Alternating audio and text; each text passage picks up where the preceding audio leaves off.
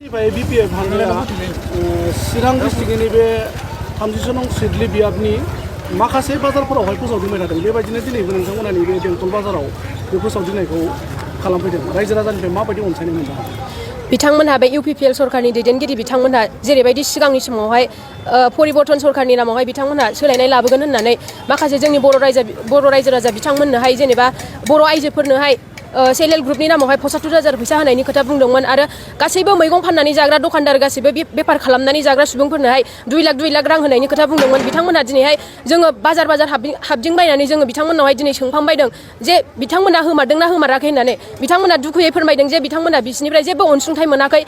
दिनै जों बेखौनो रायजो राजाफोरनिफ्राय जों दिनैहाय बेखौहाय जोङो मिन्थिनो मोन्दों आरो रायजो राजाफोरा दिनैहाय जों गावसोरनाव बेबायदि फैनानै जों गावसोरखौ खबर लानायाव बिथांमोनहा जोबोद गोजोननाय मोन्दों आरो जोंनो BPF सरकारखौनो नांफिनगौ होननानै बिथांमोनहाय दिनै बुंदों आरो बेवहाय जोंहा जोबोद गोजोननाय मोन्दों। बिथांमोनहाथ' ओरैबायदि खोथा होयो जे गासिबो खामानिखौनो मिशननि गेजेरजों मावगोन होनो। दासिमावहालागै गासै बिसिनि मिशन होनाय खोथाया 166टा गासै मिशन फोसावदों। बिथांमोननि मिशना मोनसेबो जाफुङाखै। गामि गामि बिसोर अमा फिसिनाय दाउ फिसिनाय बिदिनि गोबां मिशन लानानै फैदोंमोन, खिन्थु जों दिनैहाय नुनो मोन्दों जे मोनसेबो बिसिनि मिशना जाफुङाखै आरो।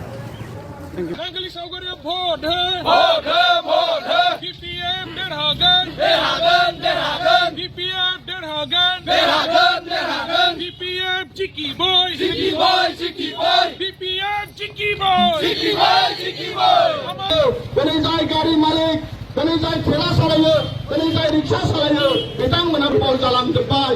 बिटिसिनि फैसाखौ बिटिसिनि बायह्रानि मानसिफोरनो हरजोब्बाय।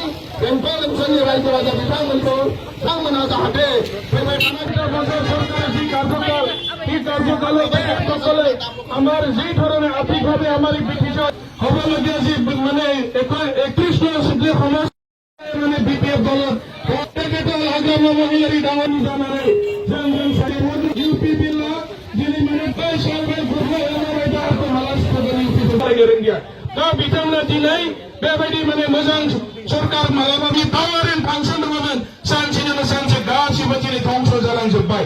दा बिथांमोना खालि खोथाल' होयो बाथ्राल' होयो रायजोफोरनो, खिन्थु मोनसेबो मोजां खामानि मावफुंनो हाया। बिथांमोना जाबाय साफा फेलार लिडार। बिथांमोननि सायाव जों जेबो आसा खालामनो हानाय नङा।